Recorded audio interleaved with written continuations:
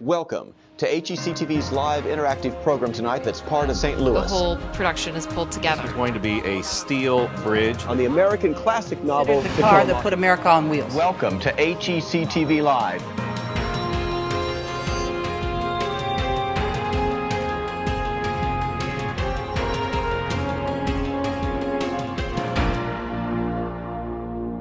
Welcome to the Two Hill Performing Arts Center on the campus of the University of Missouri St. Louis, where tonight HECTV is very pleased to present the first live television performance to come from the Two Hill Performing Arts Center and the first live television performance of an Opera Theater of St. Louis production. It is their premiere production of Brundibar. Hi everybody, I'm Tim Gore, your host for HECTV Presents, and we're very pleased to be here at the Two Hill Performing Arts Center to give you a little bit of information about Brundibar, the production, and everything that's gone into it. Our show tonight from 6 to 6:30 is going to let you meet the players who are part of that program. We're going to meet Holocaust survivor Ella Weissberger, who 55 times during her stay at Theresienstadt prison camp during World War II performed in the young person's opera Brundibar.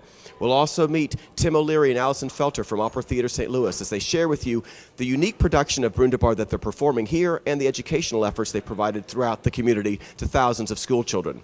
We'll learn more about the Two Hill Performing Arts Center itself with John Catnaugh, its managing director, and you're going to see all sorts of behind-the-scenes things as we hear about from the director, the videographer, the costume designer, and the lighting designer of this production of Brundibar. We're very excited to be here. It's just the beginning 30 minutes of a fabulous evening of programming. At 6:30, you'll have the chance to learn more from Ella Weissberger with a conversation with Ella Weissberger. I met her and we talked just a couple of days ago here on the stage at the Two Hill Performing Arts Center, and you'll learn what her life was like prior to the war and then her experiences during the war itself. At 7, we go back inside the performance space at the Two Hill for Brundibar Live. And then when the production is over between 7:45 and 7:50, we'll go backstage to hear from members of the cast and the crew. Then at 8 o'clock, it's Stories of the Holocaust, our program that we taped Monday at the Holocaust Museum and Learning Center, where you'll once again hear from Ella Weissberger and another Holocaust survivor, St. Louis and Mendel Rosenberg. You'll also learn more about the Holocaust Museum and Learning Center and what they do for educational efforts throughout the area. And then at 9 o'clock, it's a 30-minute conversation with George Brady, another survivor from Theresienstadt. So I'm very pleased to welcome you to tonight's program. We are here at HECTV have been spending the whole month of October talking about the production of Brundibar that Opera Theater of St. Louis is doing. On November 3rd, we took students through our interactive television programs in the school time to Opera Theater of St. Louis's rehearsal space, where they learned what it was like to perform in an opera. Since, of course, it is a young person's opera, they had the opportunity to meet members of the cast, hear those members of the cast sing different excerpts from the production, and learn what it's like to perform an opera that, of course, was originally performed at a concentration camp. The story of Brundibar itself is not the story of a concentration camp. The story of Brundibar is a fantasy story, but it takes on increasingly important significance because of when it was performed during that period of time. Then just this week on Tuesday, we were once again back here at the Two Hill Performing Arts Space for the production we called Brundibar Staging an Opera, where kids had the opportunity to meet stage director Doug Scholz-Carlson, videographer Wendell Harrington, and other members who bring the show to life and learn what it's like to put a production of this nature together. Students from Hickson Middle School joined us here at the Performing Arts Center, and other students for both programs from across the country joined us via interactive video conference. That's just part of what we're doing this month with Brundibar, and those shows will be archived and available to you on the HECTV website and also iTunes U. But now, it's my great pleasure to once again invite Ella Weissberger to join me. Ella's going to come right on over here. Ella, join me on my right-hand side. Thank you so much for being here. I'm again excited. Really, I'm waiting that adults will finally see this wonderful, wonderful cast of children, that they are real, something very special. So they can really say we are singers, we are artists, we are performing for a lot of children, and tonight is a very special night for them, for families and adults, that they will enjoy this wonderful cast. Well, I know that Brundibar is a very special story to you because of your experience with Brundibar during the war.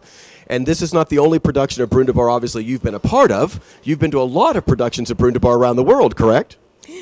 You know, this year especially, I was in Pamplona, Spain, and twice in Berlin, and many times in Czech Republic, that they still have this little opera on program almost twice a year.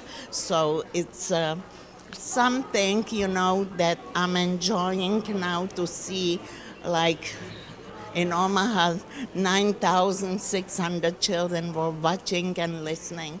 And here in St. Louis, 12 years ago, I experienced a very beautiful performance, but now, after the 12 years, it's very, very special. Now, what have you been doing here? Because I know you haven't just arrived tonight. You've been doing all sorts of things, talking to student groups and other things. What's it been like being here? It is important for me.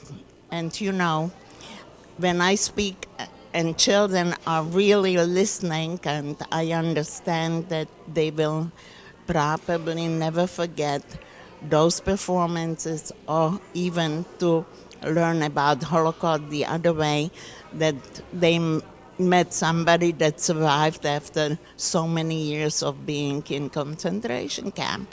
But what was very important for me, as you know, that I got a letter from Rudy Freudenfeld that he was the first one to smuggle in, the piano score of Brundibar, that he wrote me in a letter.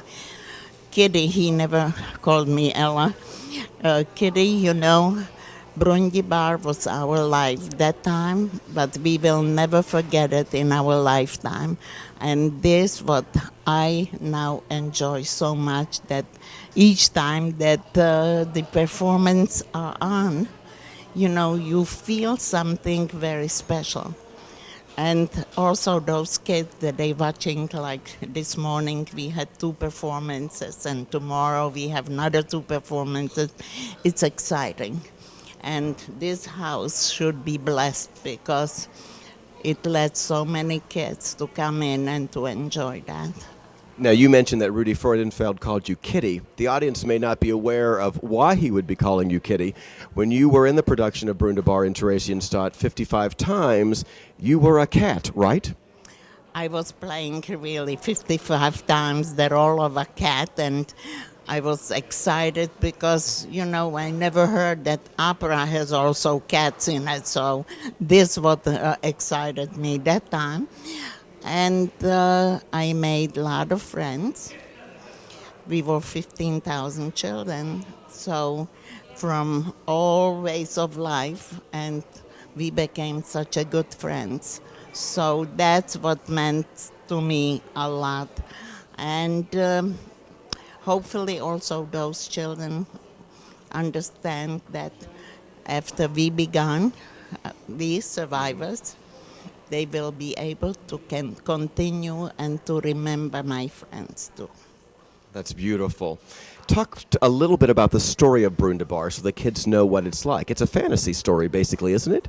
Fantasy story, a simple story that evil man, was defeated, and in our children's eyes, and we felt that Brundibar, this organ grinder, was really Hitler, and that one day we will overcome Hitler. And music in Terezin, in this little town, was really very popular. We were allowed to sing. And that we were wearing this Jewish star that I always show. I have my original Jewish star. We didn't have to wear it when we were on stage in the camp and singing the victory song with power, and we were sure that we will succeed. So Brundibar, in person, that he performed, was opposite what he was, what he had to be. Only he didn't survive. And let the folks know a little bit about you today. You still live in the Czech Republic? Where do you live now, Ella? I live upstate New York, so I'm partly hillbilly, and partly I am close to Manhattan, and I can be glad, really, that I live so close. And I still love music, and I think that music was the part of resistance against the Nazis. and that music will bring everybody out of the regular daytime and day life. And I'm friendly with Placido Domingo and friendly with James Scanlon, and they really tell the kids, you better listen to good music, and they will find it in Brundibar. Ella, thank you so much for being with us tonight. Enjoy the performance. I can't wait, because they are so wonderful, those children, and thanks to the opera of St. Louis that they bringing again this little opera that maybe it would have been forgotten if those people wouldn't take part in it and to perform, and let kids perform it. Thank you so much. Thank you so much. It's a pleasure. I'll let you go back because I know you need to enjoy the performance now. That's Ella Weissberger. We'll learn more from Ella 6:30 when we do our conversation with Ella Weissberger, and then at 8 o'clock again tonight, she and Mendel Rosenberg, both Holocaust survivor, tell stories about what it was like for them during that time of World War II. Now let's learn a little bit more about the production of Brundibar itself with Tim O'Leary and with Allison Felder. So I'll invite the two of them to come right on over. Tim, I'll have you stand right here, and Allison, feel free to come around to my other side. Pardon me, Alan. That's all right. Greetings. So, Tim, you're the General Director of Opera Theater St. Louis? Yes, I am. And in that regard, talk a little bit about this production of Brundibar. What makes it unique? Why do you think it's important that we produce Brundibar? Oh, well, I've known the opera Brundibar for quite some time, and when I came to Opera Theater, I have to say, one of the first things I found out was that Alison Felter told me we'd be doing Brundibar here during my first year as General Director, and I thought, how wonderful. Because, to me, there are only so many of these crystal clear examples that art in our lives is not a luxury, but a necessity. But here with the creation and the story of the performances of Brundibar, you see that people, even under the very worst circumstances that we could imagine, created art, created opera in particular. And I think that this production, which is not just the opera Brundibar, as you know, it's a combination of an original play based on the diary of a boy named Peter Ginz, who was a resident at Theresienstadt, interwoven with the opera, really makes this point that that the existence of the arts at Theresienstadt is what sustained the spirits of the people under the circumstances that our generations that have come since can barely imagine. And so to see Ms. Weissberger take the stage, and she's brought up on the stage by, of course, her equivalent in the cast. She played the cat, and our cat comes and takes her onto the stage at the end, and to see the two of them standing together, and to think that this is the last generation of children who will ever meet a Holocaust survivor. It's just very powerful. I was deeply moved watching the performance today. Yeah, it's a powerful performance. Allison, talk a little bit about what you're doing with student groups, the whole education initiative that's part of this Brundibar production. Well, you all are actually helping us with that quite handily. This has been a long process, and we, created study guide materials, which can be found online at experienceopera.org. They're for the taking at any time. And, we've done some live broadcasts with you. And we have a docent pool of individuals who go out and work with students and get them ready for the show.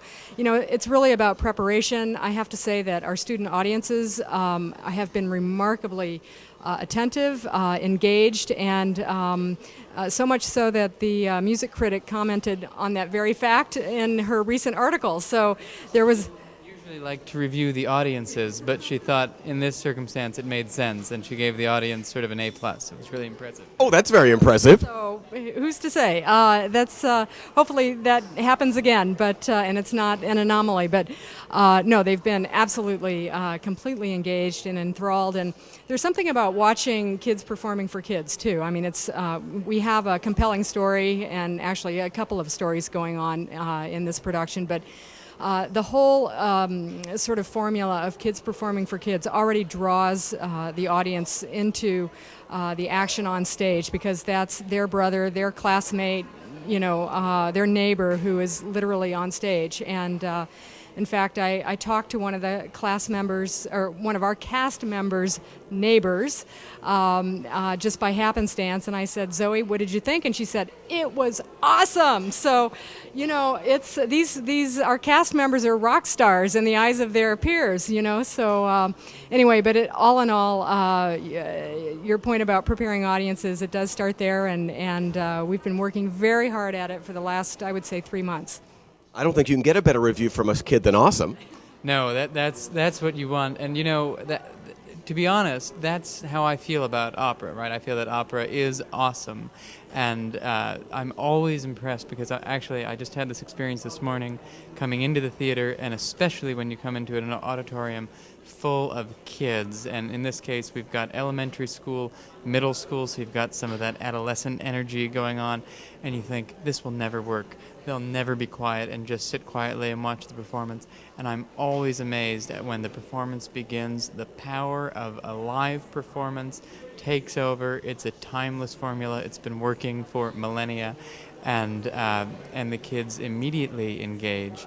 I was very impressed and pleased because I don't know that after the performance began, many of the kids in the audience really thought about the fact that they were watching an opera. They were just watching something that was awesome, and something. Actually, Brundibar is a very entertaining piece, and its sort of message of overcoming a tyrant through sort of banding together and a kind of bravery is obviously universal, and in the context in which the director Doug Scholz-Carlson and our designer and the playwright Wendell Harrington have created, it just really resonates. I was amazed. Thank you so much for being here, Tim. Thank you. Thank you so much. Allison, thank you so much. I'll let you get to the performance because I probably want to see it, I assume. Yes. I hope Very good. so. All right, thanks so much. Thanks very much.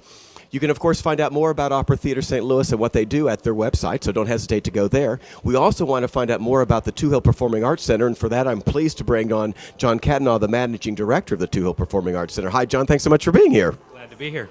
So let's talk a little bit about the Two Hill in general, about your mission here. You're not just the theater where UM St. Louis people would present performances, right? You present all sorts of performances here at the Two Hill. That's correct. Part of our mission is to serve as the academic laboratory for the university. So the theater program, dance program, music program, this is their primary performance home. However, we also serve the community by putting on performances like Brundibar tonight, where we assist Opera Theater, Dance St. Louis, Modern American Dance Company, Ambassadors of Harmony, and Jazz St. Louis are many of our rental partners that come out here, and we kind of help promote and utilize the facility. So we bring all of that to the community as well. Plus we present shows that we bring in from the national touring circuit.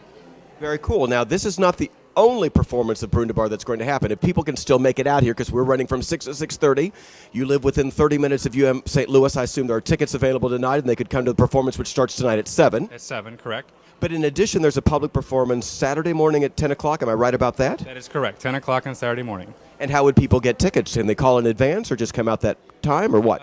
Yes, they can call 314-516-4949, or they can go to twohill.org and purchase them online. And that same operation is what works for the other performances that come to the Two Hill. They can always go to twohill.org and find out about what's coming here. Absolutely. John, thanks so much for being with us. We're really pleased to be here tonight. Glad you're all here. Thank you very much. So you want to learn more about the Two Hill, of course, you just want to go to twohill.org. So there you have it, some of the people who have brought Brundibar to life. The people from Opera Theater St. Louis, the people from the Two Hill Performing Arts Center, and of course the story of Ella Weissberger herself, the young woman who at the age of just in her early teens was part of the 55 productions of Brundibar at the Tracy and Stott Prison Camp, and today is here seeing it in a totally new production at the Two Hill Performing Arts Center on the campus of the University of Missouri St. Louis. But we want to give you a chance to not just hear from her and from these people you've seen tonight, but also other folks who've been part of this production, bringing it together. Brundibar is the villain of the piece, and he is an organ grinder. And the premise of the piece is that these kids, they need to earn money to buy milk for their mother so that she can get healthy again. And they try to earn money by singing in the marketplace, and they get drowned out by Brundibar because he plays this mechanical organ. The interesting thing about it is that he's got this mechanical musical skill. All he does is turn the crank on this organ grinder. And the kids have real musical skill, but it takes all of them together to get that real musical skill to produce a work of art that then earns them money that makes their mother healthy. So those students that you saw there were students from Hickson Middle School, and it was the Hickson Middle School students who were asking a question that brought out the idea of who exactly is Brundibar. One of the things we were also able to show in our production that we did on Tuesday was the way that this performance is being staged. It's very different. As Tim O'Leary mentioned, it's not just the production of Brundibar itself. Wendell Harrington has put together a script based on the journal and the diaries of Peter Gintz, who was a young man who died in the Holocaust himself, a very artistically inclined, musically trained young man who wrote all sorts of things about his life prior to the war and then his life during the war indeed. She has woven that into the story, and then in addition to bring the reality of the story together, she has created all sorts of video backdrops as well, and you're going to see those video backdrops as we look at that now. The video, as you can see, right here is the city of Prague in the 1930s. And this video is actually what starts the production of Brundibar as Peter Gintz comes on stage and speaks. We see all sorts of different video excerpts throughout the production so people have a sense about it. And indeed, we're able to see black and white photos of the time. And then when we go to the production of Brundibar, which is more like a fantasy, the color comes into the production. So it's a little bit like a Wizard of Oz moment in the sense that the real things are in black and white, and the fantasy aspects of Brundibar are in color. We see pictures of people who were living at that period of time, and in fact, we see pictures of the original cast at Theresienstadt. Let's let Wendell Harrington talk about the videography, how she found the excerpts that she used, and why she thinks it's important. Well, first of all, I started to think about this as something that I wanted to be portable, so that potentially any school in America or any place else could perform it. And that's partly why we use projections, which you'll see later, which means that there's a lot of video images that make this production possible. There's very few moving parts. Then they said, it's the Two Hill. It's gigantic here. Have you noticed? It's 1,000 students are going to come all the time. And I was thinking it's a little tiny opera with some little kids in it. So yeah, that was a little scary to think about making something that would work in a high school auditorium and also work in this giant, beautiful, elegant space that's here. So the only thing that I did was I made it a little bigger. For this space, and that's one of the good things about video is that, you know, it's like your TV. You can have a 12-inch TV, you can have a 19-inch TV, you can have a 40-inch TV. So here we are in the Two Hill, and we've got a 30-foot wide video image, but if we did it at a school, we could have a 12-foot wide image, and it would be just as good. You'd still get all the information. So that was kind of the scary part. And also because it's video projection and we're projecting from the back, the way that it works is, in order to get the picture a certain size, you have to be a certain amount of distance from the screen. So that means the screen gets pushed all the way forward. So you have to have enough wide space to do that. So that means that then Doug has only this amount of space for all of the action to happen, which means sometimes they're dancing sideways. So in terms of the research, well, first you write the story, and then you figure out what does it take to show the story. And the first place you go is to the United States Holocaust Museum, which is in Washington, D.C. And that is a fantastic archive. And if anybody ever is in Washington for any reason, I urge you to go to that museum. It's a beautiful museum. It's very touching place to go, and the archive is fantastic, and the archivists are amazing. I was there once when some girl who came in on a school trip walked up to the archive and didn't really know what she was asking, but said, my grandfather came from this town. And they went right to the shelf, pulled down a book and said, do you know what street he was on? Oh, and they started flipping through pictures and saying, maybe we can find him. These were his neighbors. What street was it? And they really have it down. So you can go there and you can say, okay, I want to know about Prague just before the war. What did that look like? Here it is. You know, I want to see the films from Theresienstadt. Here it is. So it's beautifully organized. So you just go there and you try to figure what are the best ways to tell the story. And you're looking for images that are graphically gripping, truthful, and will help to tell your story. The power of those rear screen projections, that video you see, cannot be overstated in terms of what it brings to the production. A truly unique way to put people into the time period and to give it additional emotional resonance with what the circumstances were for the original production of Brundibar, of course, in Theresienstadt prison camp. As you notice, those videos were in black and white. The colorful nature of the Brundibar production, of course, means that costumes are going to be in color. We also had the chance to talk to Stacy Snyder, who talked about the costumes that she designed, because she had to think about the real-life people of like Peter Ginz, and of course what the children would have been like just as kids, but also when they got in to perform the opera itself, if they were playing a sparrow or a kitty cat or Brundibar, the evil organ grinder, what kind of costumes they were going to wear. So let's hear from Stacy as she talks about the process of costume design. Like I said, they're in the sepia tone, darker colors. Now, when they start being sent off to the concentration camp, and you do see that as they all start to walk by, then you start to see big coats, bulky coats, scarves, sweaters, really dark browns, really dark, depressing colors, because when they went to the camps, they wore several layers of clothing. So we wanted them to look bulky. And then Brundibar was a happy time. So that's when all of a sudden we've got color, we have the removal of the stars so they could be free and be happy. And even when it gets to be, some moments that are meaningful within Brundibar, it's still a happy, meaningful. Costumes, of course, are not just the only extra element of the technical design that goes into this production. We've got the video, we've obviously got the set design, we've got the costume design, and we've also got lighting design. And one of the unique strategies that they've got to think about with the lighting design for this production is that you want to create the mood elements of light design, but you also want to let that video be seen very clearly to the audience. So we had the chance to meet Kim Clearman, the lighting designer, and she shares with you her ideas.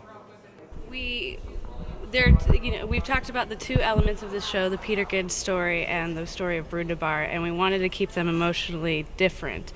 So at the beginning of the show, when we hear from Peter Ginz, we have a starker world, a world where we live in memory and we see him talking about his life and his family, and we want to keep that less colorful and more truthful in terms of color and light and how he feels at the time. And then we go to this magical, exciting world of the opera where these children have all gathered together to create this piece of art. And so the feeling for that is very different. We go to a happier place, although it has its moments of darkness and fear. We go to a generally happier place until the end, the worlds come together. Technically, there's some challenges in keeping the light off the screen as much as possible, but Wendell is obviously extremely skilled, and she tells me how to make her life better, and we work together on making sure that the whole picture feels appropriate for the piece at the time. A phenomenal experience for the 6th and middle school students who were here at the 2 Hill Performing Arts Center, and of course the students who joined us around the country through interactive video conference, and the St. Louis students who joined us on television here to learn directly from the lighting designer, the costume designer, the videographer and scriptwriter Wendell Harrington, and the director himself, Doug Scholz-Carlson, as they found out about this stirring production of Brundibar. So we're very pleased to have brought those performances to you. To learn more about Opera Theater St. Louis and to find more information about their educational efforts related to Brundibar, go to opera-stl.org. That's opera-stl.org. To find out more about the 2 Hill Performing Arts Center and the other programs and performances they've got coming, go to 2hill.org, of course, 2hill.org. Tonight, you're going to have the chance to learn more about the whole production of Brundibar when you see it live starting at 7. We'll go inside to the auditorium now. You can see that people are beginning to fill up the house. There's a few people who've come into the house. The absolutely gorgeous Blanche M. 2 Hill Performing Arts Center. You see the painted backdrop that's down there. Eventually that drop will rise and we're going to see that videography work that's part of the production. The drop comes back down during the Brundibar aspects of the production. Brundibar Live again happens at 7. When it's over at 7:45, 7:50, we'll be going backstage to get reaction from members of the cast and of course people from Opera Theater St. Louis. But now, we want to hear directly from Ella Weissberger. It's my great pleasure to introduce a conversation with Ella Weissberger as she talks about her life prior to the Holocaust and what Brundibar has meant to her. Ella, thank you so much for being with us tonight. I'm really honored to be with you here in St. Louis after many years again that I'm meeting a lot of new people, new friends. So I'm very glad that I'm be able to talk to you. Well, thanks so much. It's our pleasure for sure. You're here, obviously, because of Opera Theater St. Louis' production of Brundibar, a production that has quite a bit of memory for you and quite a bit of part of your life's history. And tonight we're going to have the opportunity to learn from you as we find out about the story of Brundibar, the opera that Opera Theater St. Louis is performing, and also how your life history fits into that. So I'm really glad you're here with us for this conversation. Let's start by talking about your origins. You were born in 1930? In 1930, June 30th, it was a good day for kids in school because this was the end of the year. And so everybody was telling me, your birthday is really good on that day, you know. First of all, we would get little money for our report card and all that. But I was very young. That time when I still had a beautiful life in this little town of Lom Umostu. It's in German, they called it Bruch bei Brix. And this little town had half population German and half Czech. But my parents were both Czech, both Jewish, and especially my mother came from center of Moravia. So she was really Czech. And our life was wonderful. We had everything what a child can experience. My father was a businessman, but he was originally potterer. He did pottery. Pottery. That's right. We even had the wheel in the cellar to remind him that he really learned this trade. My mother inherited to be in the store of my father's grandparent. And we inherited the whole house and everything. And he had 8 sisters. That was a pain probably for him because he had to marry them off. And some of them were difficult to marry off. But we still had wonderful moments that in winter there were mountains, you know, in the Sudetenland. So we went skiing. I was practically born on skis. I was 2 years old when they put me on skis. Did you have siblings, brothers, sisters? Right. My sister is 4 years older. Her name is Ilona. And like I mentioned, she lives in the Promised Land, Florida. And she, as a child, very young, started to learn to play piano. So, as you know, in Czech Republic, a lot of people are musicians, and we were very lucky that in our family were a lot of musicians.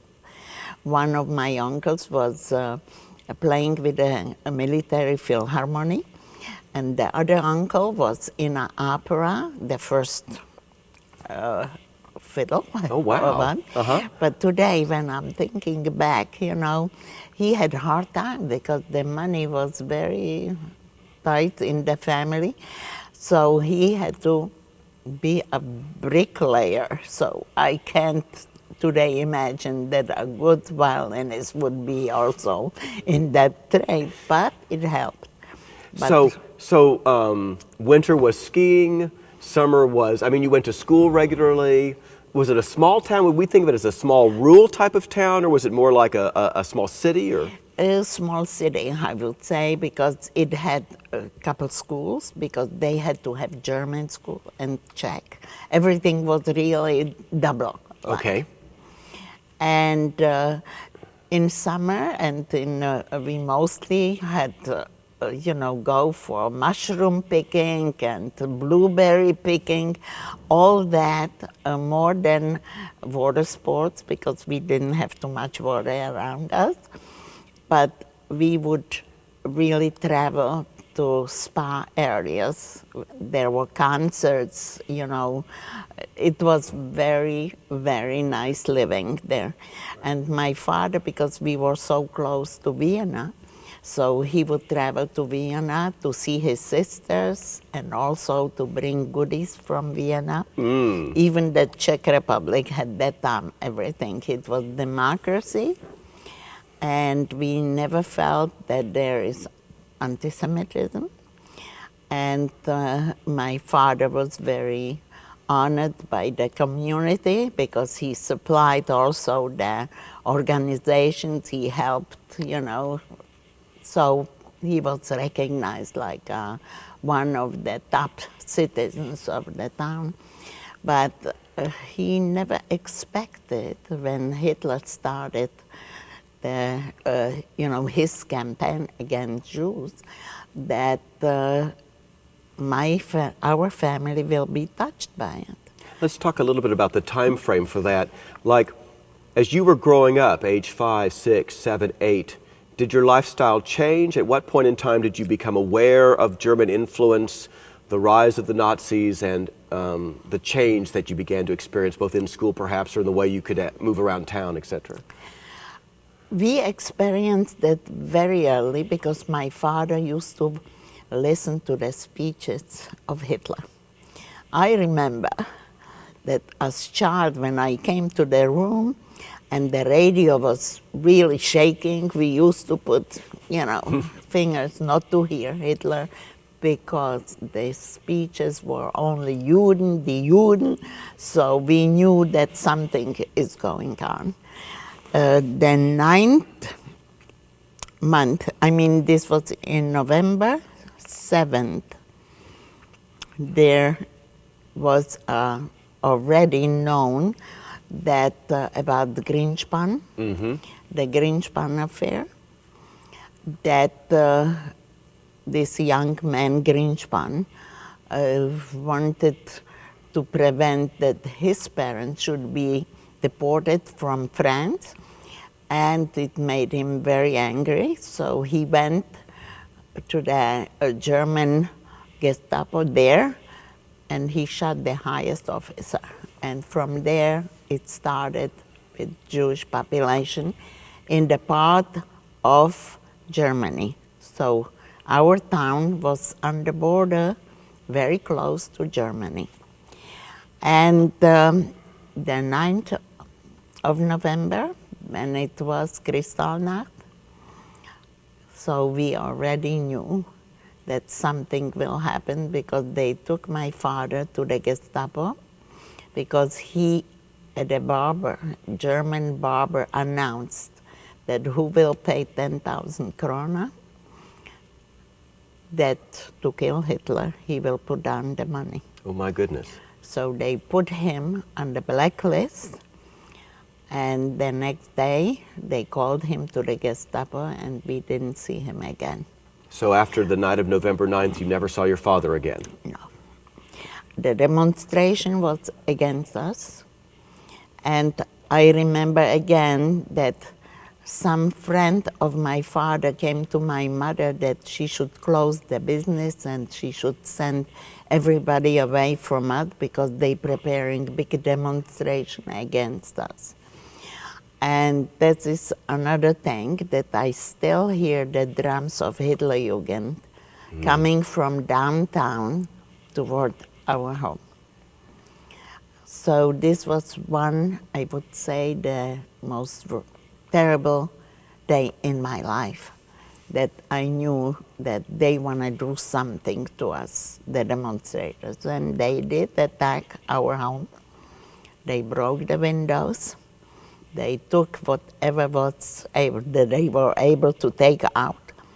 And I remember also that one of the Nazis moved the curtain and did like that to us. So that minute, my mother grabbed us with my sister, and we ran into the attic to just not to be there. We heard water running all the time, so my mother thought that they flooding our house and everything. When we came down, so the water was red. We had already prepared carbs for Christmas time, and they were in that red water. They cut their hands by the glass and washed their hands in the bathtub.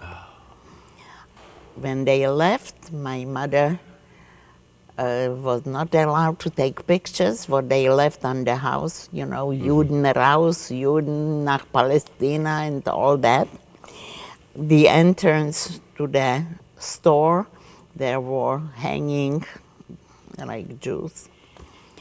And so only she had to have it covered, and we were expelled.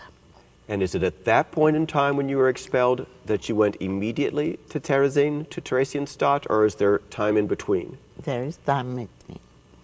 This was in 1938.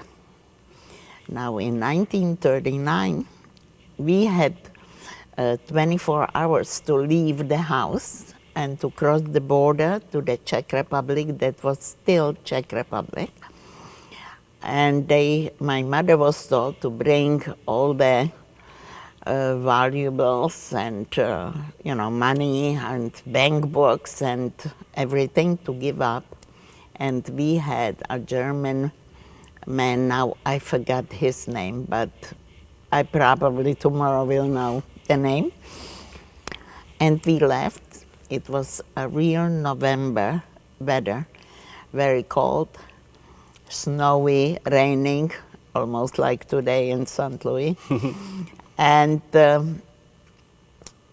our uncle, who wasn't Jewish, took us on a motorcycle to the border, and my mother was told, if you're not crossing this time the border, auf Wiedersehen in Dachau. So my mother didn't think that Dachau was something else than a little town. But when we came to the border, I started to cry, and I was begging my mother, Ma, let's go back home. And the officer probably understood or had feeling and said, schnell, schnell, fast, fast, to cross the border. So we crossed the border to Czech Republic, and we went to Prague. And you lived in Prague until 1943 is when you go? No, 42. 42. It was February 10, 1942. But already that time we were registered as Jews in Prague, and was given to us this the Jewish star. And we were expelled from school and all that, what was happening so fast. And this star that you have is the Jewish star that you were given. That's the original Jewish star that we got 3 pieces to have it on overcoat and under, just to be always with this star. And it's the word Jude, what means Jew.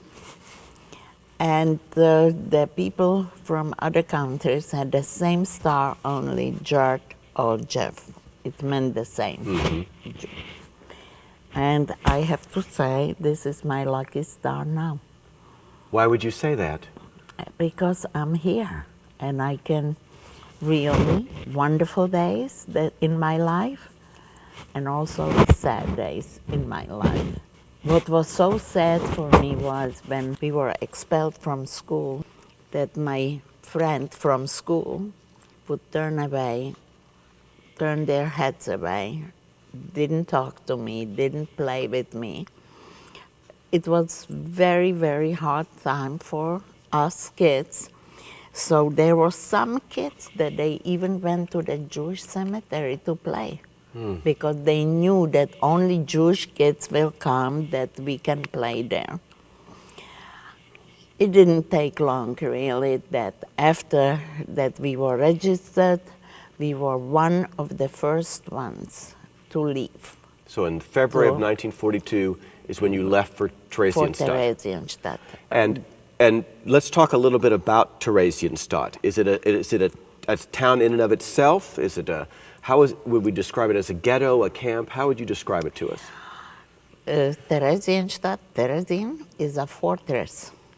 It's a fortress that was given to Maria Theresia from her father because she loved military, and it was set up like barracks, and inside, in center of this little, it wasn't a little, it was a big fortress. Then next to it is a small fortress where this was a criminal prison and political prison for people.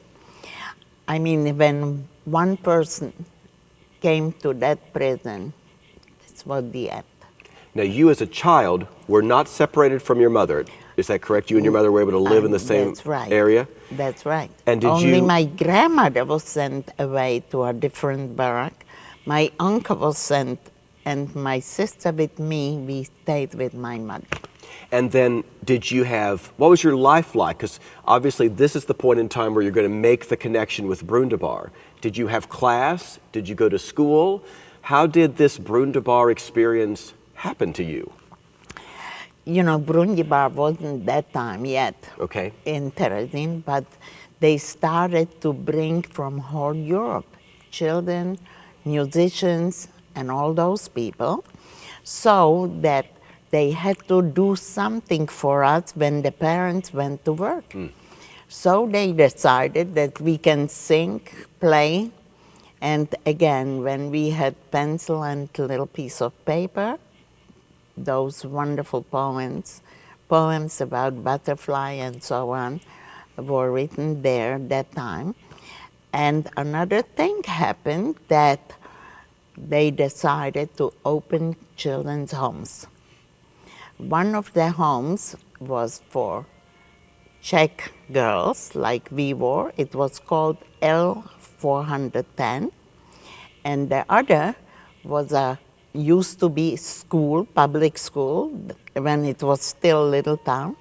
And this was L417, and this was for boys. Okay. Boys we were about between 11 to 15 to 16. This was in between were some German children, but they were a very small, group. So you get to have some socialization with other children. Right. How did Brundibar come about? I mean, you obviously ended up in the cast of Brundibar that's happening in Theresienstadt. How did this happen? Did it come out of a music class? And I think people would be fascinated about your part in it and everything.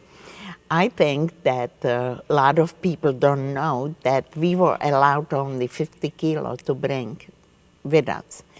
So in the beginning, when in winter, so my mother would put on me double layers of everything, because she said, you have to wear it now, because they will probably not weigh us. So the 50 kilo was our, And this what I wore, this was extra. Now, it was hot winter, so I used everything. But the day that right away my mother had to go to work, so she said, here is a pail for water, and here is a pail. If you will see that cold is coming, because it was so cold. So I really lost my childhood. I became taking care on the room and everything. I did also stupid things, but... well, kids do that. But I had some very, very tragic, that I never experienced before. At night, one day, I had to go out, and I saw that somebody is talking in the courtyard. And I looked down, and there were 2 candles, and a rabbi was saying the Kaddish, the prayer, over dead people. They were in, like lined up to bring them to the mass graves. Now, I was in a shock. I never saw something like that. And there were many times things like that, that happened, that as a child you don't see it in a good family. Nobody would, take to wash up naked. Right. When I saw first time the old people naked, I thought that this is impossible. So it's in that context, that lifestyle, that eventually you become part of the cast of Brundibar. What part did you play in Brundibar, and what was the story like, and how did your participation in this production affect your ability to stay alive and thrive, or at least survive in that place? as I told you, that we were allowed to sing. So I was very lucky when they moved us to the children's home, that my caretaker was a piano teacher, and her best friend was Gideon Klein, who was a genius, 22-year-old young man that was Moravian through and through. His music till even now you can hear the national, music that was played. And Rudi Freudenfeld smuggled in the piano score of Brundibar that was written by Hans Krasa, and the libretto was by Adolf Hofmeister. And he asked the who was, head of education or so, if it's possibility that the children of Terezin can try to sing in this opera. So we were already singing in my room. So our caretaker said, okay, you three of us, you should go try for part in this opera. So we came there, we were nervous, who will get some part? And they really asked us only to sing the scale, la la la. And he said, and you be the cat. So you got to be the cat. I was the cat. And I was wondering, what opera is it with cat, And when I came to my mother, that we were allowed to visit every second day for an hour or so, I said, Ma, I am singing in a children's opera, and I be the cat. So my mother looked at me, and she only said, Richard Wagner never had, cat in the opera. But she was happy. Did you have a costume? My costume was my sister's ski pants and my mother's sweater. You were all in black? In black. And what was very interesting, architect Zelenka, Franciszek Zelenka, who was really the everything for us. He smuggled into Terezin something like makeup. It was like a heavy tube, and he let us to touch up a little bit that we should think that we are playing theater, For me, he had left over a little bit of black shoe polish, made me my whiskers, and he separated my hair so I should not have this big thing on my head. And not to wear wooden shoes, because cats should be very, very quiet. And he painted a little bit my feet also with a shoe polish. But what was so interesting for us kids and so really special, that we didn't have to wear this Jewish star when we performed. Perform at that time, we felt like we are really something special. The first day, that this was the 23rd of September, 1943, was very special for us. We started really to sing this opera. And in memoirs of Rudi, he wrote me in 1974 a letter to America from Czech Republic, and said in that letter, besides everything, he said, Brundibar, that time, was our life, and we will never forget it in our lifetime. So now I'm thinking back, he was so right, because Brundibar I will never forget, because here in America, I hear it quite often now. And so Brundibar is still a part of your life. You performed it 55 times. You were the cat in every single production of Brundibar at Theresienstadt. And now, even years later, over 50 years later, Brundibar is still a part of your life. What does it mean to come to St. Louis or to come to any place where they're producing Brundibar. What does that mean to you, and what do you think is the important message of people seeing the production? You know, I feel that it's my duty to be with the children and to tell them the background of Brundibar, because when I was first time introduced to speak in Washington, D.C., I was amazed that I'm somewhere, I'm free, and I will see again Brundibar, because with the friends of mine and all those kids going to their deaths in the gas chambers, I always thought that Brundibar died with them.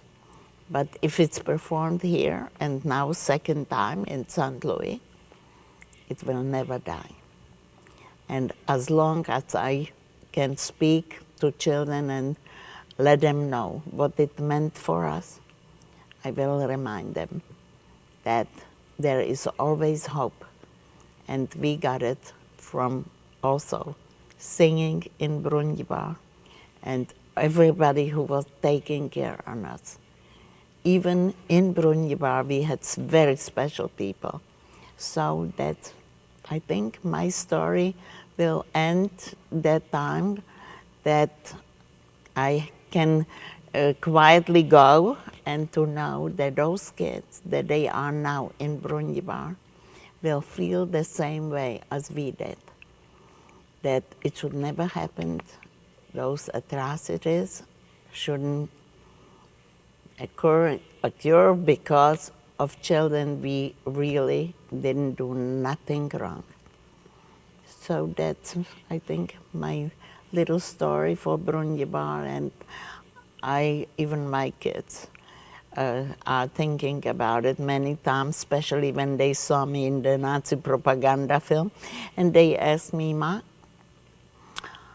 you see yourself? You were 12 years old here." I said, "I can't see myself. I see my friends, they are singing and they are not here. So I'm looking up to them and I'm trying to keep the memory on them." So Brundibar became memorial for all those children of Teresin. Ella, thank you so very, very much for being here tonight and giving us the opportunity to learn from you and to hear about the story of Brundibar that the audience is now going to have the opportunity to see, and to continue to be teaching that important lesson that it is really all about friendship and trying to understand each other and develop good tolerance and caring for each other that will prevent those kinds of horrible situations from ever happening again. It's a phenomenal space here at the Two Hill. We're sitting on the empty stage right now with the drop behind us that the audience is going to see in just a few minutes when the production starts live, and we look at here and think that it's going to be filled with a couple thousand people in the house, and I'm sure that just brings back amazing memories to you when you think about performing it in that space where it was in Theresienstadt, and the fact you were just doing it amongst your friends and in the attic and the area there, and what it's like today. So thank you so much for being with us, Ella, and I just want to thank you so much for being here. And I'm very pleased to say that now, from the Two Hill Performing Arts Center, HEC TV is very pleased to present Brundibar Live.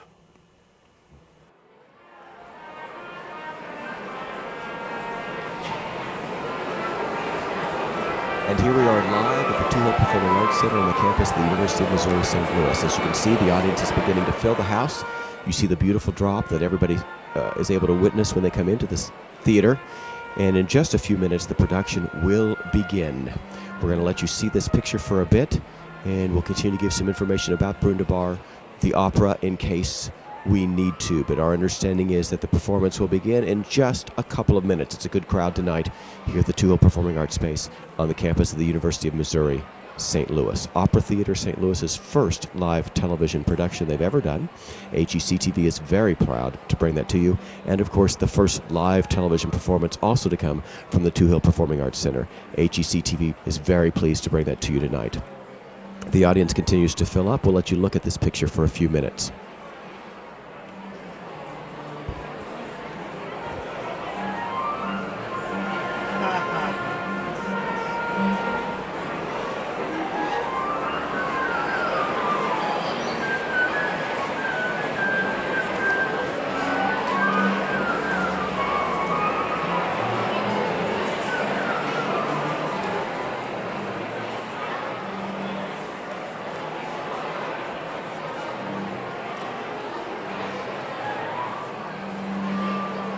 Welcome, ladies and gentlemen, to the Blanche M. Hill Performing Arts Center at the University of Missouri St. Louis.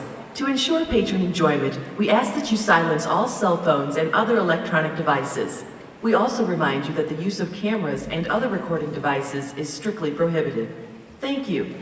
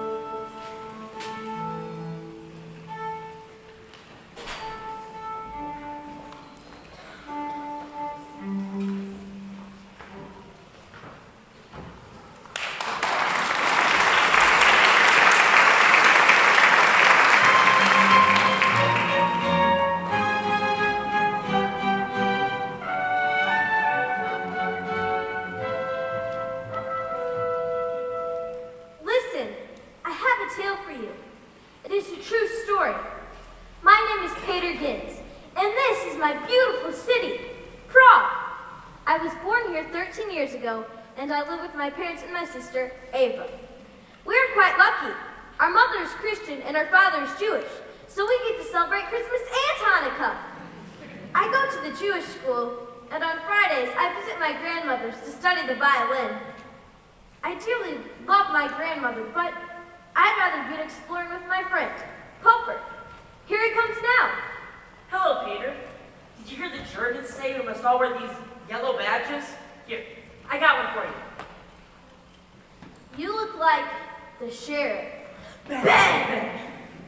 When I walked down to Lehigh Avenue just now, there were so many stars that looked like the Milky Way. Come on, I'll show you. Can't. Violin lesson. Okay. See you later. Grandmother says music can express and heal the spirit. And in times like these, it is important to develop that. Practice, practice the violin, she says, but I want to be a writer when I grow up. That's why I keep this diary. Listen.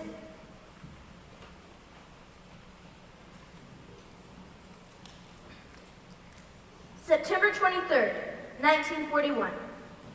In the morning, there was fog, but by the afternoon, it was very nice. Poper and I played over by the slaughterhouse. Autumn is just beginning, but I've already seen fallen leaves.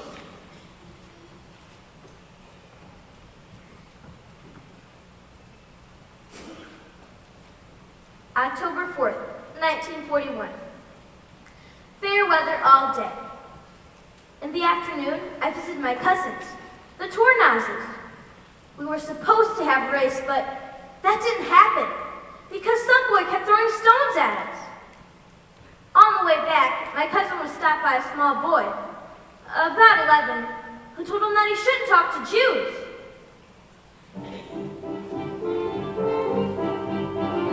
It is Sukkot, so there's no school today, and we ate outside in this hut that Daddy built. Uncle Milos and family came. They told us that Mr. Freyd had been arrested by the Gestapo. In the morning at school, we heard that Ehrlich, from the upper class, is leaving with the first transport of 5,000 Jews to Poland.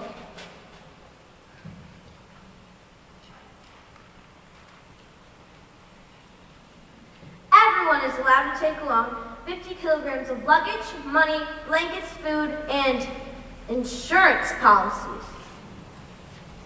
There's no school today, but Poper and I received notice to go there and fill sacks with sawdust. In the morning, we stuffed 60 sacks. In the afternoon, we stuffed over 80 sacks. They reached the ceiling. The full sacks were sent to Belotrezina Palace, where Jews stayed before the journey to Poland. I guess they'll sleep on the sacks. At night, Uncle Yarko arrived with my cousin. They brought a goose. Heaven knows where they were able to find one. We sat outside and had a nice meal. In the morning, I got paid 100 crowns for helping out in the school. A fortune. On Friday, the Malushkas and Yushinas have to report to the expedition grounds. They are leaving for Poland. On Sunday, they weren't yet registered. On Tuesday they registered, and on Wednesday they are called up. At night as usual. We received a letter from the Jewish community ordering us to sign a paper that promises that we will not sell or give anything to Christians. What do I do about Mother's birthday?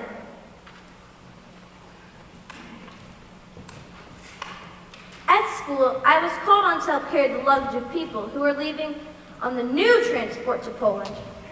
I waited the entire afternoon just to receive a pass, because Jews are not allowed on the street before 6 a.m. The Mountainers left in the morning. Everyone was crying. They went away like galley slaves with a number on their coats. Mrs. Mountainer was having crying attacks. The apartment keys have to be handed to the Germans. In school in the afternoon, we heard that Germany declared war on America. On the way to school, I saw 6 moving vans. They were moving the equipment from Jushny Synagogue. About 20 Jews in working clothes were carrying furniture. We had to hand in Ava's ski boots. The Germans ordered it. It's the last day of school, before Christmas break. Some workers dropped a big box of glass in front of Orlitsky, the glass shop. I stopped to watch, but a Jew walked by and told me I'd better go away, or they could beat me up. It used to be called Orenstein at Orlitsky's, but the Germans took the shop away from the Jew, Orenstein, and now it's just called Orlitsky. We have until December 31st to hand in cameras, thermometers, harmonicas, and all portable instruments. I know I complain about practicing that violin, but now that I have to give it to the Germans, I feel quite fond of it. Grandma will be so sad. As I walked home, I saw lots of announcements everywhere. We have to hand in skis. The Jews have to hand in sweaters again as well. I made myself a nice violin from bark, but so far I don't know how to play it because it only has 2 rubber strings. In the morning, I did my homework. Otherwise, nothing is special. Actually, a lot is going on, but it's not even visible. What is quite ordinary now would certainly cause an upset in a normal time. Jews can't ride on the front section of trams, or buses. They can't take walks on the riverbanks. Well, what can you do? I wrote a poem. Today it's clear to everyone who is a Jew and who's an Aryan, because you'll know Jews near and far by their black and yellow star. And Jews who are so demarcated must live according to the rules dictated. Always after 8 o'clock, be at home and click the lock. Work only laboring with pick or hoe, and do not listen to the radio. And especially the outcast Jew must give up all habits that he knew. He can't buy clothes, can't buy his shoes, since dressing well is not his due. He can't have poultry, no shaving soap. Or jam, or anything to smoke. He can't buy sweets, no machine to sew. To fields or shops he cannot go, even to buy a single pair of winter-woolen underwear. Or sardine, or a ripe pear. And if this list is not complete, there's more, so you should be discreet. Don't buy a thing except defeat. Used to be a lot of swag, suitcase, rucksack, or carpet bag. Now he has lost even those rights. But every Jew lowers the sights. And follows all the rules he's got. And doesn't care, one little jot. They announced the new transport to Theresienstadt. Many names starting with P were called up, so I went to check on Koper. So far, he is not called up. Large groups of Hitler Youth are now forming in front of our house, so there's a lot of shouting. There are signs all over the town saying it is not allowed to wash Jewish laundry. In the morning of the town, there's an announcement. Jews are not allowed to read newspapers. In the morning in school, we received our report card. Even our marks were written in Czech and in German. Except for a B in handwriting, math, geography, and music, you have all A's. They arrested all the Americans who are Jews. You can't hear any bells ringing anymore because the Germans have confiscated them all. They will probably make cannons out of them.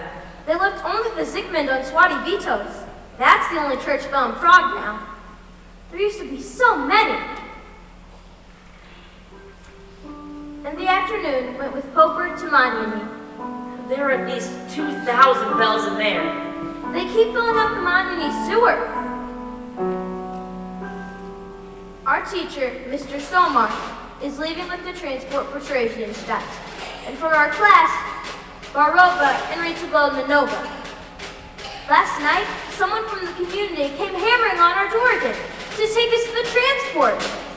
Of course, Daddy will appeal it right away. All of Liban is closed. Something was going on there. They had German soldiers driving around, and if people looked out the window, they shot at them. All older girls from Liban were taken away, had their hair washed, and then they were let go. They're looking for some blonde who had a bicycle for an assassin.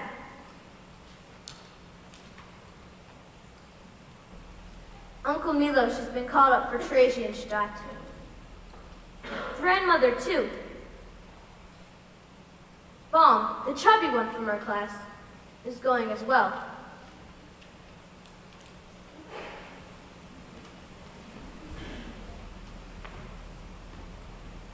Grandma went to the expedition ground at 2 o'clock. She is leaving on Thursday. Mommy was in Velitrae at 5 a.m. to see Grandma board the train at Bubanek station. Soldiers were chasing her away from the street, so she ran up from the other side and just saw Grandma getting into the carriage.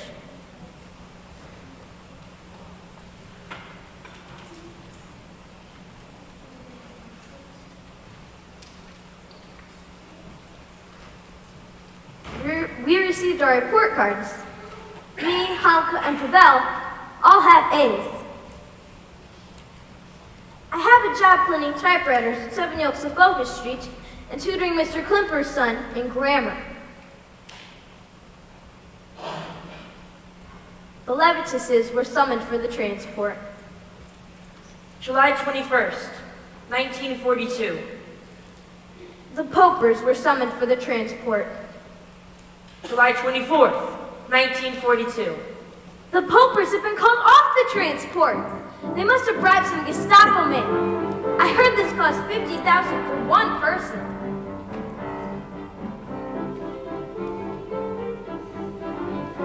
There's a big removal of postal horses going on. There are about 50 of them on Ledecka Street. A German officer is supervising it. The place is full of their poo.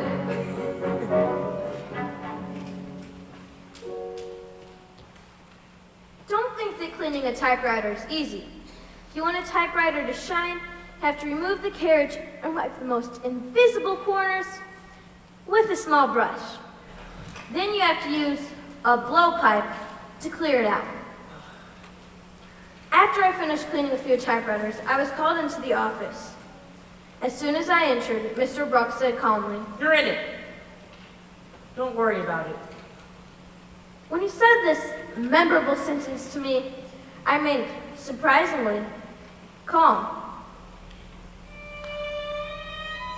Ben!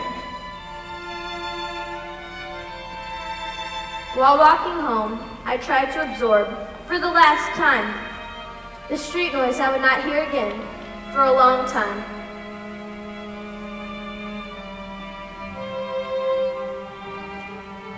Finally, I arrived home and told Mommy. She was immediately beside herself. I was to be at Velitrae Palace at 6 p.m. There were forms to be picked up. As I left to get them, people came to help with the packing. I was told to choose which of my toys I wanted to take along.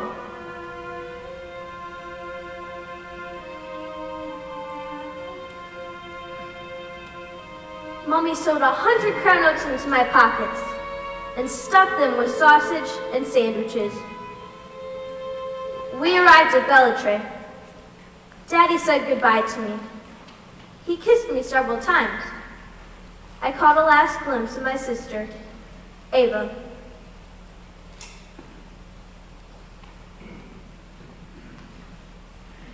It is almost impossible to describe the life in the ghetto. The stench, the fear, the hunger. I immediately set out in search of grandmother, only to find that she had died within days of her arrival.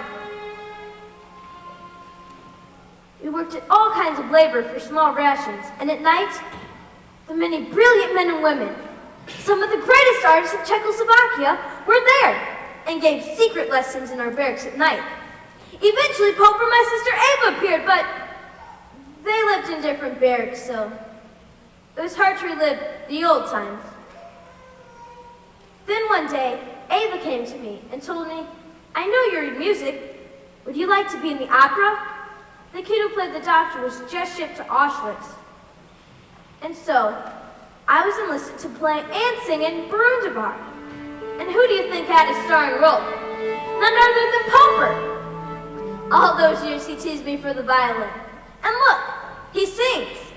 The very best part, when we performed, we didn't have to wear our yellow stars.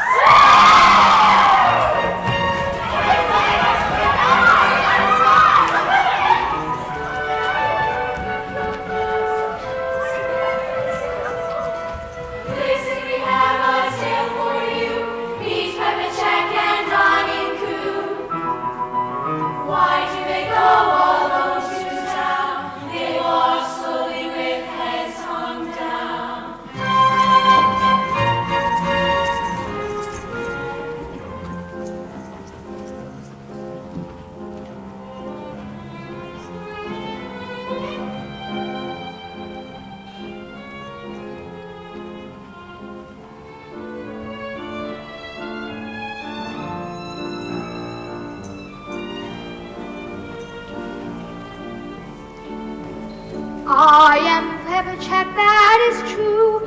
This is my sister Aniku. We have no father, he is dead. Our dear mother is sick in bed. Dr. came in, the day was cold. He wore big glasses, he was old. He sat down next to mother's bed. With his cold hand he touched her head. After a while he stopped and said, "She must stay here at home in bed. Your mother needs fresh milk today. Go to the market right away." When mother sleeps by milk today, go to the market right away. Our mother needs fresh milk today. We will go buy some right away.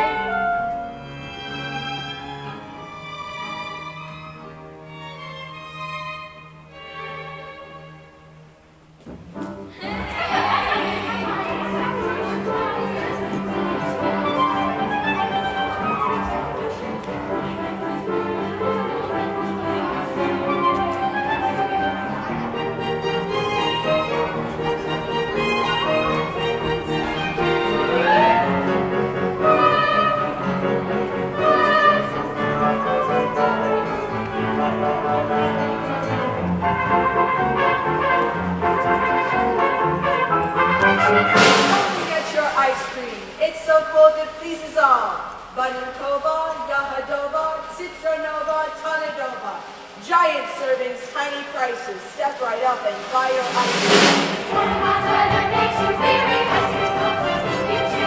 Donuts, pastries, so delicious. Holy bread that is nutritious. Ginger cookies from the baker. Pies just like your mother made herself. If she had time, buy them, set up, get in line. Nothing gives a baker pleasure more than when he sells his treasure. Fresh milk, butter, cheese. Come and buy some, if you please. Drink fresh milk on all day. Makes you healthy 40 ways. This milk's good, I know the cow.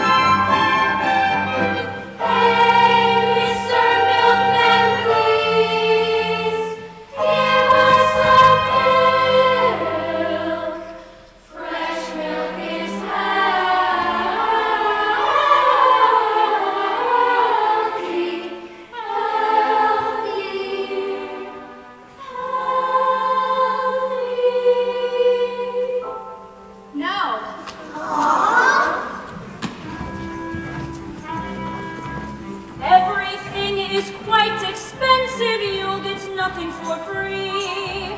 But the sad fact is that money does not grow on a tree. Milk and bread you must eat daily to stay healthy and strong. Without money in your pocket, you won't get by for long. If you want to have some money, you must work every day. In this world it isn't easy to exist without pay.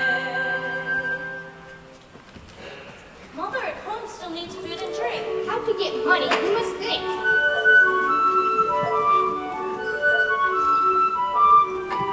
Everyone here has something to sell. They work hard and do quite well. What about that organ man? How does he earn the coins in his can? Officer? How does that man earn money with nothing to give in return? Nothing. When he plays a waltz or sonata, makes us dance or feel like we gotta take a little time. For a nickel and a dime, he gave us music just sublime. Peppa check. Do you know what? We could sing and earn a lot. A cheerful song, a happy tune. We can make some money soon. Let's sing about the birds and bees. Or perhaps the mouse and cheese. The song about the spring? Or fall. The geese. We like this one most of all. Maestro? Ducks and geese are high were flying on a windy day. Our grandfather from his window watched them fly away. Why did you geese and you ducklings fly from here so late? When the dog starts feeling chilly, serve him on the plate. Maestro, again.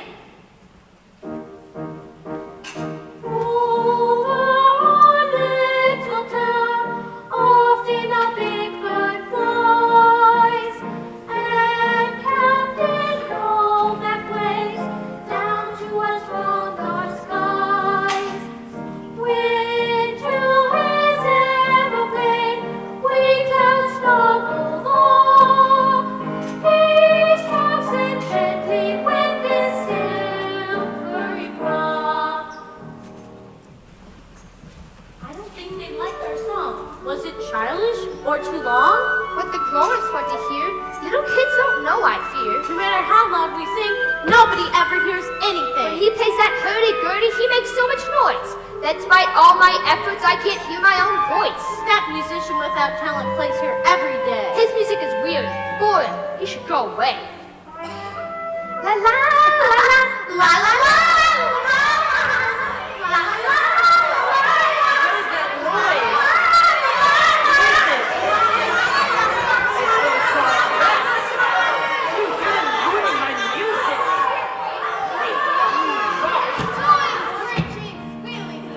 Noises hurt my ear. Who is making all that fuss? That shrimp is disturbing us. Yes. Do you think that this is nice? With these two pets dancing here, I won't sell a thing, I fear. That's not dancing as I term it. I rather like a dancing permit. Playground children shouldn't be around. I'll have you kids put in jail. That would fix them without fail. Doggone children, you be quiet. Don't make noise, don't even try it. If you interrupt my playing, learn the price of disobeying.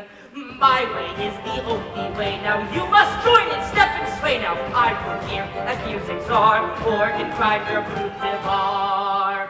When I play and turn this handle, sing with me, don't make a scandal. I own the monopoly, here you have nothing, don't you see, dear? I'm the loudest, I'm the star. I, organ grinder, Brundibar.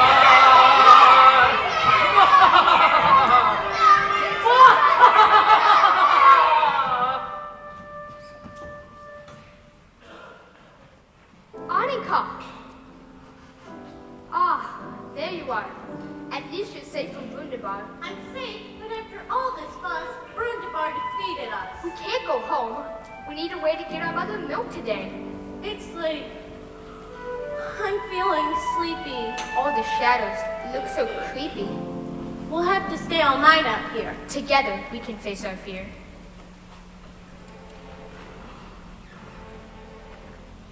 I'm afraid of Brundibar.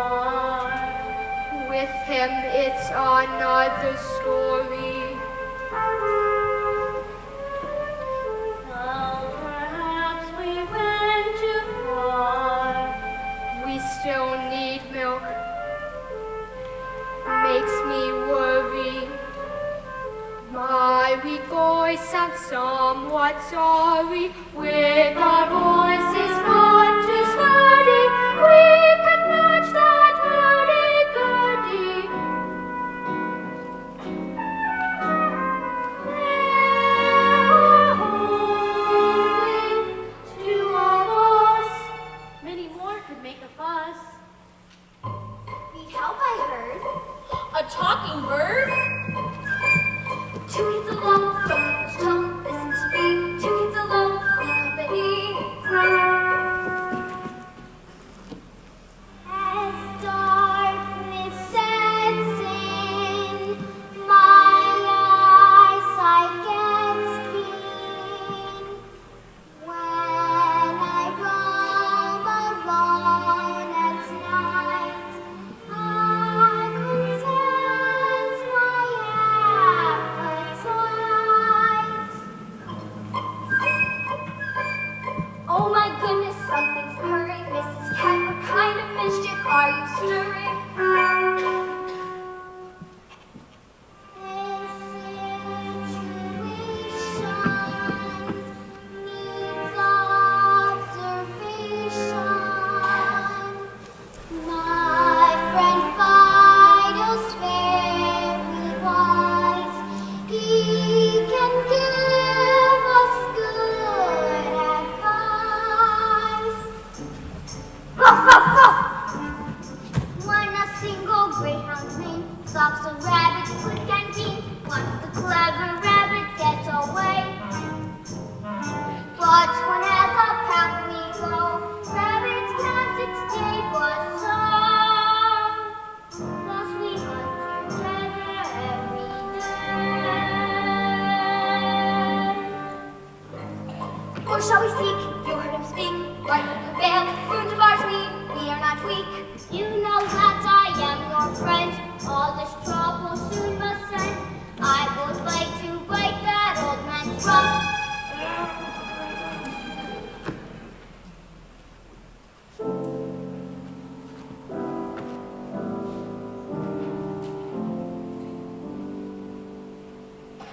In our neighborhood we know all, 300 children, some big, some small.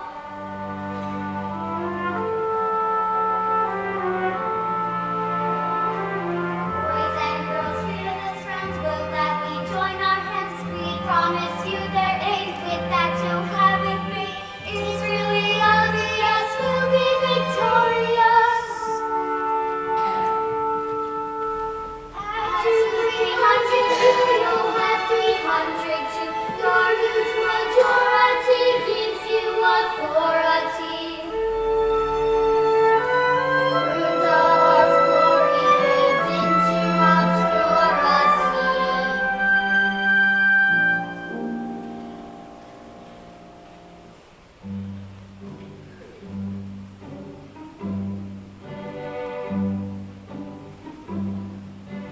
The moon gets dark afar, the children's little star sparkles silver gleam and guides them through their dream. Oh, good rest, have a chance, sleep tonight. And till you morning, sweet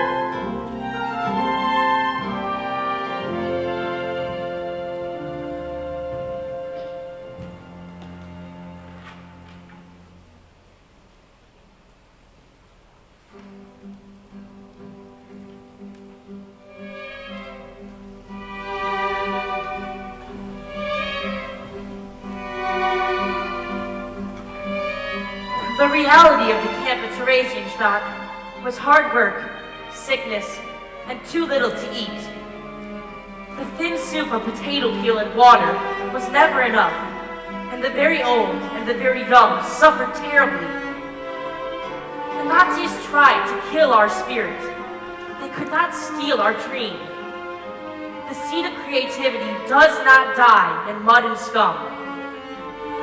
Pater created a magazine called Videm with the boys in his barracks, and filled it with poetry, drawings, and ideas. Somehow they managed to get an issue out every Friday for 2 years.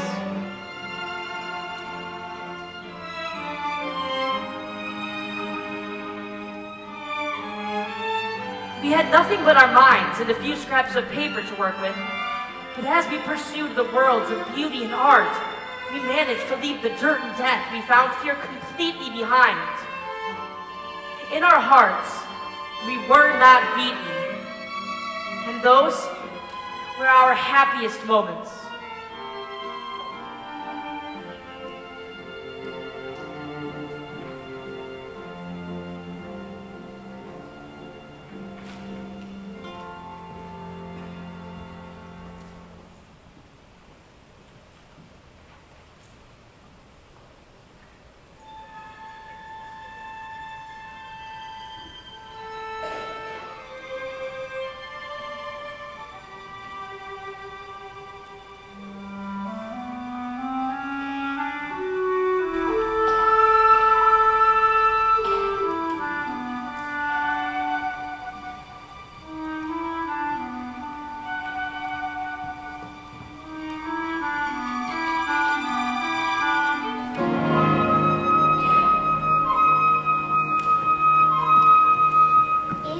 At 6 o'clock to wake you up.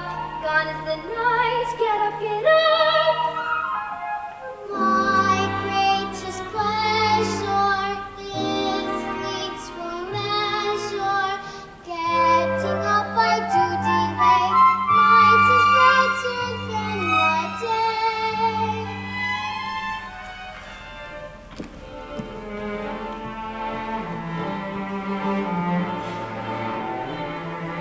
It's bad habit to sleep late. Feral cat, we have a date. Ruff, ruff, in the bed you cannot stay. It's still night. Just go away. The sun is up, the sky is blue. Don't that alarm, but my boy's a farm. A local bigger tin brings early roosters into a chagrin. Rooster crows on the wall, say, can you hear his call? Morning star's fading, sunshine is raining. Get up, you all. Being too hot or cold, you have to go to school. To be intelligent, you can't be negligent. That is the rule. Designing closeness, coming in closeness. Kiptichki, zokoli, histete, doshkoli, slavic karche.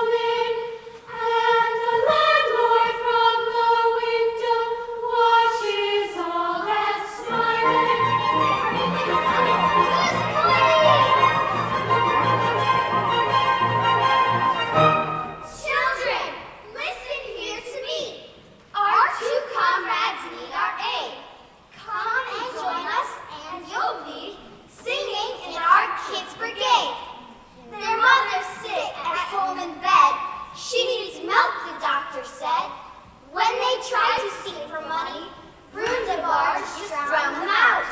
Bossy, pushy, he's not funny. He's the meanest knobs about. Pulled together with our fold, right and justice will uphold.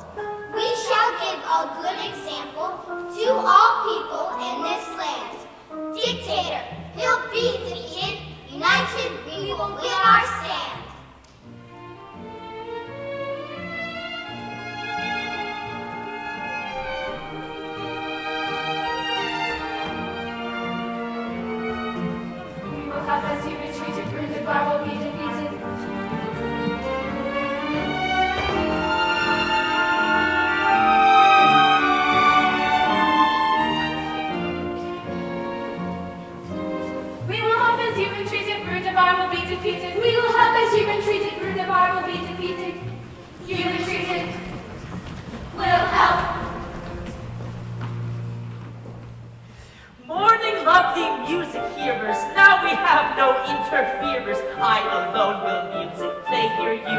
listen if you pay, dear.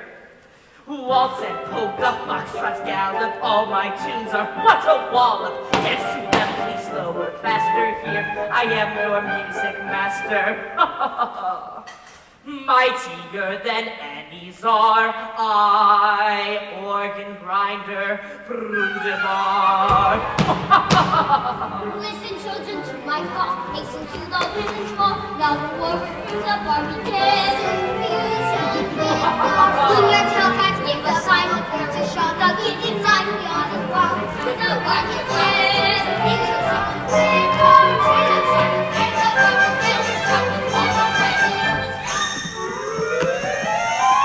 Like a speech, I made it clear. Time is now near, nothing to fear. Time to prepare, do not be scared. We're on the way, without delay. Hooray, hooray! Beat it! I can stand this howling. Out, what's out? She's got my trousers. Something howling at me, yelling. Get away, you queen of rousers. If my scolding is not ample, I'll give you a good example. You can fist, I'll give a thump, and ow! This bug just bit my rump. Get back, you cat.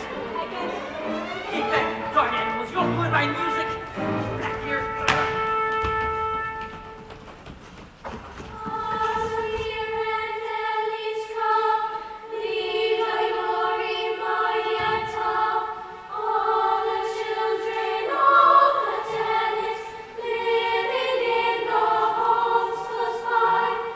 When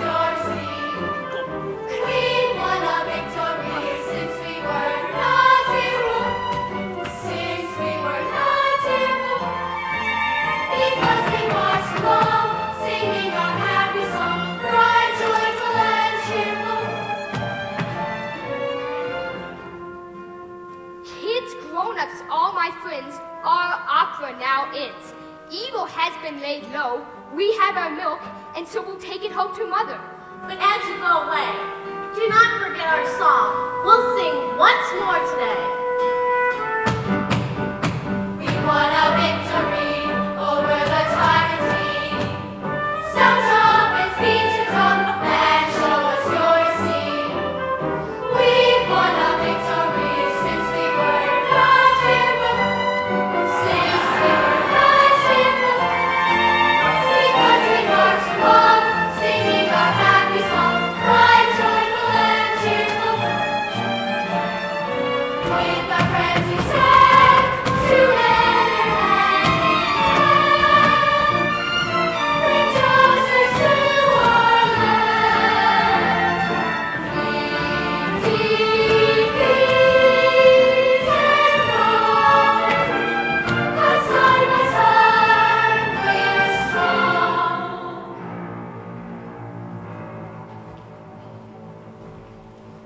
They called Theresienstadt a model camp. It was where the Nazis let the Red Cross in to look things over. And from the outside, with opera, the orchestra, and the art classes, it seemed almost humane. Let them play with the Nazi response to the arts of Theresienstadt. They knew that for all prisoners, the death sentence had already been passed. Only the time of execution was uncertain. On September 27, 1944, I was scheduled for transport to Auschwitz. I was 16 years old. I have the number 2392. I keep hoping that the train will not go, but I know that the opposite is true.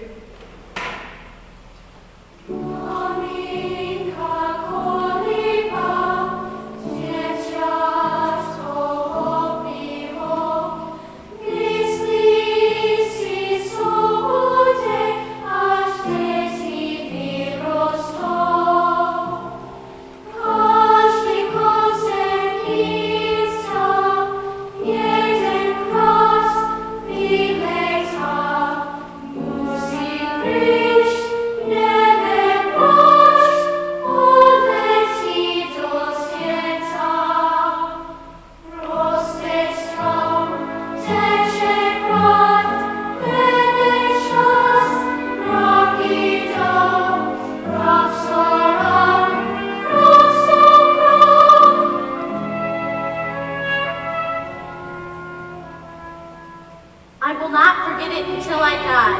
A throng of women, children, and old men were pushing near the barracks, trying to get a last glimpse of their son, husband, father, or brother. The men were leaning out the windows, pushing and shoving, one on top of the other, to glance at their dearest. They were waving from the windows and saying farewell with their eyes. Now the boys are gone, and all we have left of them are empty beds.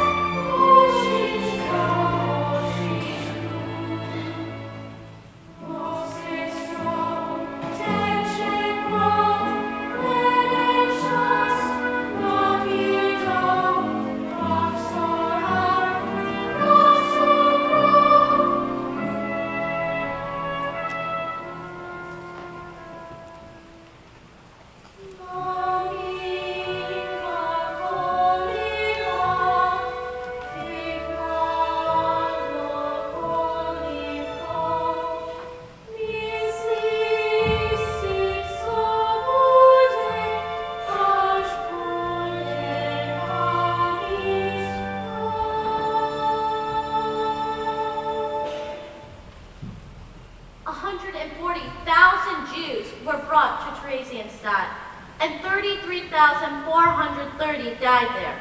Many more were sent to the killing camps in the east.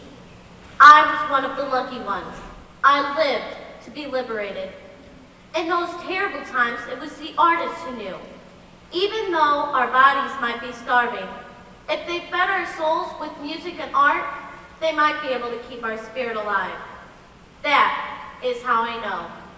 Even though he never returned, my dear brother, Peter, will never die. We won a victory over the tyrant. Sound trumpets, beat your drum, and